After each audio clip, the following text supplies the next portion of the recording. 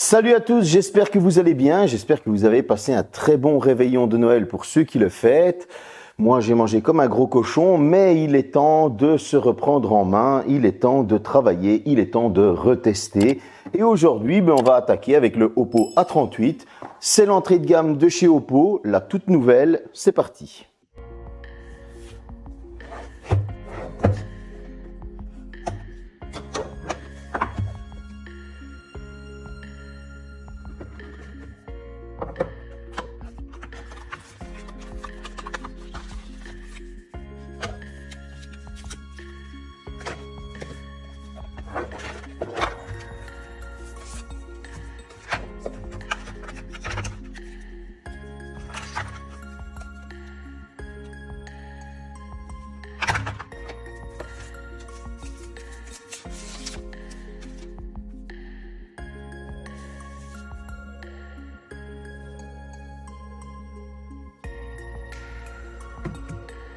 Le voici, le voilà, le Oppo A38. Après ce petit déballage, un petit déballage assez sympa. Cependant, on remarquera que Oppo a retiré les coques en silicone. C'est dommage. Ils ont pris ce pli de le retirer, mais on a toujours le chargeur, donc ça, c'est toujours bien. Sur la tranche de droite, on va retrouver le bouton d'extinction allumage qui fait office de lecteur d'empreintes, bouton du volume. Sur le côté gauche, on aura le tiroir de carte SIM avec extension de mémoire. Le dessus est totalement épuré et sur le dessous, nous allons retrouver la prise jack, un haut-parleur, de l'USB type C et un micro. À l'arrière, on est sur du full plastique. C'est un full plastique un peu brillant, j'ai envie de dire. C'est assez doux. Il aura tendance à prendre les traces de doigts. Attention, les capteurs, c'est assez sympa en fait cette forme. Je trouve que ça donne bien et que ça change un petit peu de tout ce qui se fait maintenant.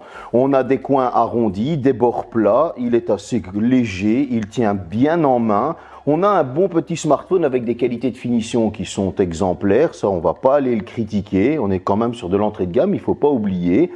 Que dire de plus? On va voir la suite. Au niveau du petit tour général, je le disais, il y a un seul haut-parleur, le son est assez fort mais assez criard, il manque un peu de basse. Ce qui est dommage, un deuxième haut-parleur en mode stéréo aurait été le bienvenu. Bon, on est sur une gamme en dessous des 200 €, c'est le prix où moi je l'ai trouvé chez MediaMarkt, mais j'essaierai de vous retrouver aussi des liens pour pouvoir l'acheter en France, etc. On va retrouver du Bluetooth 5.3 LE, cependant le Wi-Fi étant Wi-Fi 5, et oui, pas de Wi-Fi 6 non plus. Donc là, on fait encore une concession sur les prix. On a quand même la prise jack, ou avec lequel on aura un très bon son lorsque vous avez quand même de très bons écouteurs. Et là, j'ai quand même branché un casque dessus, j'ai branché le casque aussi de la Xbox filaire, etc. Et on avait un son qui était très correct. 6,56 pouces pour une luminosité de 720 nits. On aura une caméra frontale en forme de goutte d'eau. Ouais, on retourne un petit peu en arrière, encore des concessions. C'est une dalle LCD, un taux de rafraîchissement de 90 Hz, ça c'est pas mal. Et une résolution qui est en HD+. Bon, pas mal de concessions sur cet écran. Cependant, il est assez fluide. Je n'ai pas ressenti de lag ou quoi lorsque je scrollais assez rapidement. J'ai pu aller sur TikTok, YouTube Short, Instagram, etc. Pas une fois, il m'a fait défaut. J'ai pu regarder des vidéos sans problème. Les vidéos étaient de très bonne qualité. Maintenant, c'est vrai que j'ai l'impression que les couleurs manquent un peu de chaleur et donc du coup, on est vraiment sur des couleurs assez froides. Le 720 nits de luminosité ne dérange pas de trop, quoique on est dans une période où il n'y a pas énormément de soleil. Mais en tout cas, quand je l'ai utilisé dehors, je n'avais aucun souci.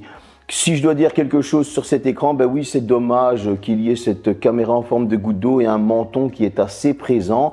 Sinon, il fait bien son travail.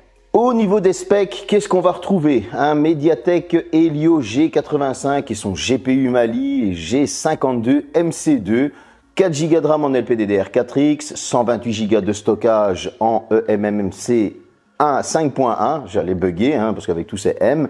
Et qu'est-ce que ça a donné à l'Antutu Bench? Un score de 283 323 points.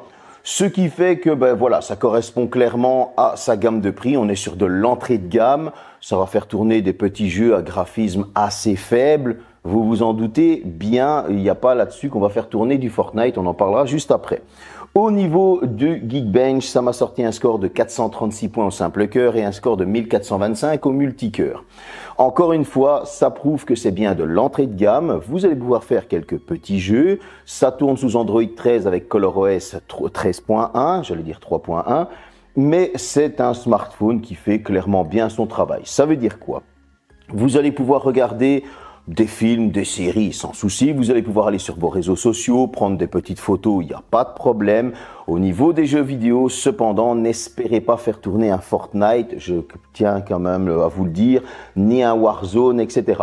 Vous allez pouvoir vous contenter d'un Asphalt 9 qui tourne déjà assez bien, qui est assez fluide et qui est assez beau. Vous allez aussi pouvoir faire tourner du Genshin Impact. Et oui, j'ai été étonné, mais Genshin Impact arrive à tourner. Alors, on est en graphisme faible, bien évidemment. Vous allez avoir du 30 fps maximum, mais ça tourne et c'est franchement assez correct. Donc ça veut dire qu'on a quand même un bon petit jeu d'aventure pour le faire tourner. Et justement, sur Genshin Impact, ça m'a sorti une température de 52 degrés. Ce n'est pas le plus chaud, ce n'est pas le plus froid, mais en tout cas, ça fait clairement son travail et je trouve que le ColorOS 13.1 est bien optimisé. Au niveau de la photo et de la vidéo, qu'est-ce que ça donne? Eh bien, à l'arrière, on retrouve deux capteurs et un capteur à l'avant en forme de goutte d'eau, comme je vous disais dans la partie écran. Le premier capteur à l'arrière est un 50 mégapixels ouverture 1.8. On a un deuxième capteur caméra mono 2 mégapixels ouverture 2.4. Et à l'avant, on retrouve un 5 mégapixels ouverture 2.2. Je ne vais pas vous mentir, je pensais que cette caméra de 2 mégapixels ouverture 2.4 à la base allait me faire de jolis macros. Je n'ai pas réussi à faire de la macro même en zoomant. Cependant, les photos, vous allez pouvoir zoomer jusque x5. C'est vrai que ça manque de chaleur, il faudra utiliser un petit filtre. Mais même le zoom x5 reste assez correct. J'ai été étonné, je me suis dit, c'est bien. Vaut mieux avoir un petit zoom x5 comme ça qui reste propre qu'un zoom x10 et qui est juste dégueulasse. Donc de ce côté-là, on va pas trop le critiquer, même s'il y a des concessions qui ont été faites. À l'avant, vous allez pouvoir faire du selfie et du portrait. Encore une fois, je trouve que ça manque un peu de colorimétrie. Alors déjà, je suis très blanc parce que c'est l'hiver et que je prends, je sais pas, de banc solaire, etc., etc. Et en plus de ça, j'ai l'impression qu'il m'avait encore plus blanchi. J'avais l'impression de me retrouver un petit peu comme Casper le fantôme. Donc voilà, ça manque de filtre. Il va falloir mettre un filtre un peu plus chaud lors de vos photos. Et ça devrait passer assez correctement. Elles ne sont pas si mauvaises que ça, bien loin de là. Maintenant, au niveau de la vidéo. Malheureusement, vous allez être limité à du 1080p 30 fps. On est sur de l'entrée de gamme, j'ai envie de dire, mais c'est vrai que là, Oppo reste dans une retenue.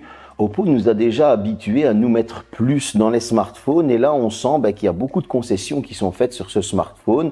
En tout cas, au niveau de la photo vidéo, c'est correct, ça fait bien son travail. Maintenant, on va passer à l'autonomie. Avec une batterie de 5000 mAh, une charge rapide de 33 watts, que vous allez pouvoir le recharger complètement en 58 minutes plus ou moins, ce qui est assez correct, j'ai envie de dire. Combien de temps allez-vous tenir? Eh bien, avec une utilisation plus modérée, comptez que vous allez tenir presque 3 jours. Et je recommence ma séquence parce que je vais pas vous mentir, à la base je me suis trompé. Je me suis dit c'est pas possible, j'ai pas tenu ça. Mais si, il a tenu presque 3 jours. Et ça c'est une utilisation modérée. Ça veut dire que appel, message, un peu de réseaux sociaux, etc.